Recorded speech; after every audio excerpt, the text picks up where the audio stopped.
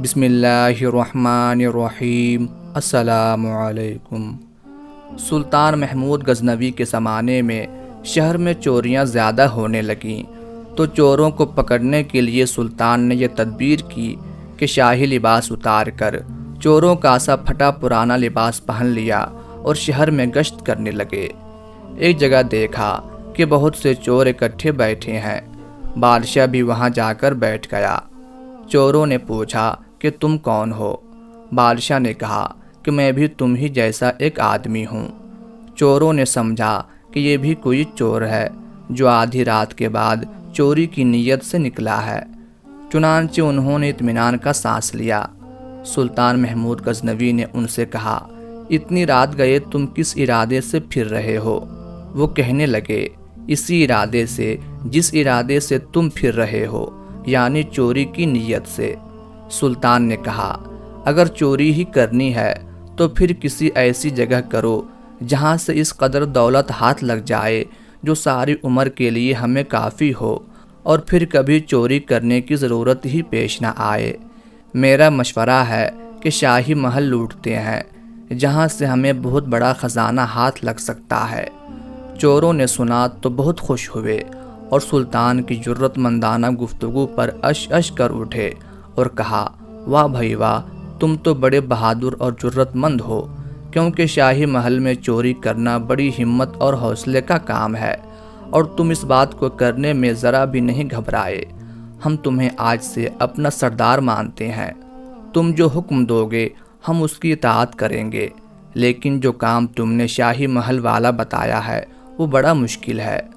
سلطان محمود غزنوی نے کہا کہ میرے ہوتے ہوئے ہمیں ذرا بھی گھبرانے کی ضرورت نہیں۔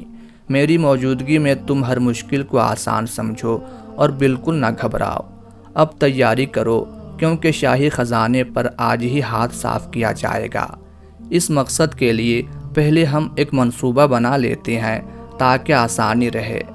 ہم میں سے ہر ایک اپنا اپنا کمال بیان کرے کہ وہ کس خصوصی خوبی کا مالک ہے۔ ان سب نے باری باری اپنا اپنا کمال بتانا شروع کیا۔ ایک چور نے کہا کہ میں یہ کمال رکھتا ہوں کہ جس جگہ پر خزانہ رکھا گیا ہو مجھے اس جگہ کی مٹی سے خزانے کی خوشبو آ جاتی ہے۔ دوسرا چور کہنے لگا، مجھے یہ کمال حاصل ہے کہ اگر سخت اندھیری رات میں بھی کسی کو ایک مرتبہ دیکھ لوں تو پھر اس کی شکل کبھی نہیں بھولتا اور دن کی روشنی میں بغیر کسی مشکل کے اسے شناخت کر لیتا ہوں۔ تیسرے چور نے کہا، میں یہ خصوصی کمال رکھتا ہوں کہ مجھے کتے کی زبان سمجھ آتی ہے۔ چوتھا چور بولا، مجھے یہ کمال حاصل ہے کہ چاہے محل کی دیوار کتنی اونچی ہو، اگر میں کمند پھینکوں تو وہ فوراً دیوار کے اوپر جا کر فٹ ہو جاتی ہے، جس کے باعث ہم آسانی کے ساتھ محل کے اندر پہنچ سکتے ہیں۔ جب چاروں نے اپنا اپنا کمال بیان کر دیا تو سلطان محمود غزنوی سے کہنے لگے، اے ہمارے سردار، اب تم اپنا کمال بتاؤ۔ سلطان محمود غزنوی نے کہا، مجھ میں یہ خوبی ہے کہ اگر مجرم گرفتار ہوں اور ان کو موت کی سزا کا حکم ہو، پھر جلاد ان کی گردنیں اتارنے کے لیے تختے دار پر بھی لے آئے تو عین اس موقع پر اگر میں اپنی داڑھی ہلا دوں تو مجرم اسی وقت قید سے چھوٹ جائیں اور ان کی جان بخشی ہو جائے۔ سب چور یہ سن کر بڑے حیران ہوئے اور کہا، اس کمال کے ہوتے ہوئے تو ہمیں ذرا بھی ڈر محسوس نہیں کرنا چاہیے۔ اس کے بعد وہ سب شاہی محل کی طرف چوری کے ارادے سے چل پڑے۔ ابھی تھوڑی ہی دور گئے تھے کہ راستے میں ایک کتا ان کی طرف دیکھ کر بھونکا۔ جو چور کتے کی زبان سمجھتا تھا سب چور اس سے پوچھنے لگے کہ بتاؤ یہ کتا کیا کہہ رہا ہے۔ اس نے بتایا کہ ساتھیو، کتے نے جو کچھ کہا ہے اسے سن کر تو میں بھی بڑا حیران ہو رہا ہوں، اگر تم سنو تمہیں یقین ہی نہ آئے۔ باقی چوروں کو بھی تجسس ہوا، کہنے لگا، بتاؤ تو صحیح کتا کیا کہہ رہا ہے۔ وہ بولا، کتا کہہ رہا ہے کہ ان پانچوں میں سے ایک بادشاہ ہے۔ یہ سن کر سب ہنسنے لگے اور بولے، یہ کیسے ہو سکتا ہے کہ ہم میں سے ایک بادشاہ ہے؟ وہ چور کہنے لگا، بے شک تم اس بات پر ہنسو لیکن کتا یہی کہہ رہا ہے۔ ان سب چوروں نے اپنے دل کو تسلی دینے اور بات کو اپنے مطلب کے مطابق سمجھتے ہوئے کہا، ہو سکتا ہے کہ کتے کے کہنے کا مطلب یہ ہو کہ یہ پانچوں شاہی خزانے لوٹنے جا رہے ہیں، پانچوں بادشاہ ہوں گے۔ یہی باتیں کرتے ہوئے وہ شاہی محل پہنچ گئے۔ اب کمند ڈالنے والے چور نے اپنا کمال دکھایا۔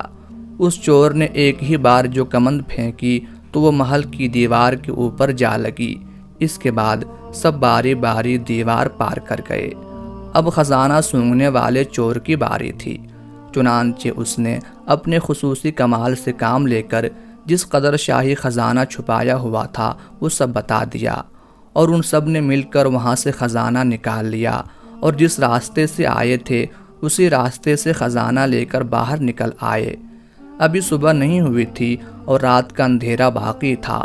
وہ فوراً شہر کی حدود سے باہر نکلے اور ایک جنگل میں بیٹھ کر خزانہ تقسیم کرنے کا پروگرام بنایا۔ مگر سلطان محمود غزنوی نے کہا، میرا مشورہ یہ ہے کہ ہم اس وقت خزانے کو آپس میں تقسیم نہیں کرتے، کیونکہ اگر ہم خزانہ تقسیم کر کے اپنا اپنا حصہ اپنے گھر کو لے گئے، اور چونکہ یہ چوری بادشاہ کے محل میں ہوئی ہے، اس لیے جب بادشاہ کو اس چوری کے بارے میں علم ہوگا تو وہ پورے شہر میں اس طرح کا انتظام کرے گا کہ ہر ممکن طریقے سے چور کو پکڑا جا سکے، اور ہو سکتا ہے کہ وہ گھر گھر تلاشی کے لیے اپنے سپاہیوں کی ڈیوٹی لگا دے، تاکہ جس گھر سے بھی خزانہ برآمد ہو چوروں کا پتہ چل جائے۔ اگر ہم خزانے کا حصہ اپنے اپنے گھروں میں لے گئے تو ہم فوراً پکڑے جائیں گے، اس لیے کچھ دنوں کے لیے خزانے کی تقسیم کے کام کو ملتوی کر دیتے ہیں، اور اس جنگل میں زمین کھود کر خزانہ یہاں پر دفن کر دیتے ہیں۔ بادشاہ کے کارندے جب خزانے کی تلاش میں ہر ممکن حربہ استعمال کرنے کے بعد مایوس ہو جائیں گے تو پھر ہم کسی کے ساتھ یہاں آ کر خزانہ نکال لیں گے اور آپس میں تقسیم کر لیں گے۔ سلطان کی اس تجویز کو سب نے قبول کیا اور کہنے لگے کہ یہ بات ٹھیک ہے، ہم سردار کے حکم کو دل و جان سے تسلیم کرتے ہیں۔ اس بات پر جب سب میں اتفاق رائے ہو گیا تو سب نے زمین کھود کر خزانہ دفن کر دیا اور اپنے اپنے گھروں کی طرف جانے لگے۔ تو سلطان محمود غزنوی نے ان سے کہا کہ میں تم لوگوں میں نیا شامل ہوا ہوں، اور میں تمہارے بارے میں کچھ بھی نہیں جانتا کہ تم لوگ کون ہو اور کس جگہ پر رہتے ہو۔ چونکہ تم نے مجھے اپنا سردار تسلیم کیا ہوا ہے، اس لیے تم سب مجھے اپنے گھروں کے ایڈریس دو تاکہ مجھے پتہ چلے کہ تم کہاں رہتے ہو۔ چنانچہ چاروں چوروں نے اپنے گھر کے پتے سلطان کو بتا دیے۔ اس کے بعد سب اپنے اپنے گھروں کی طرف چل دیے اور سلطان محمود غزنوی واپس محل میں آ گئے۔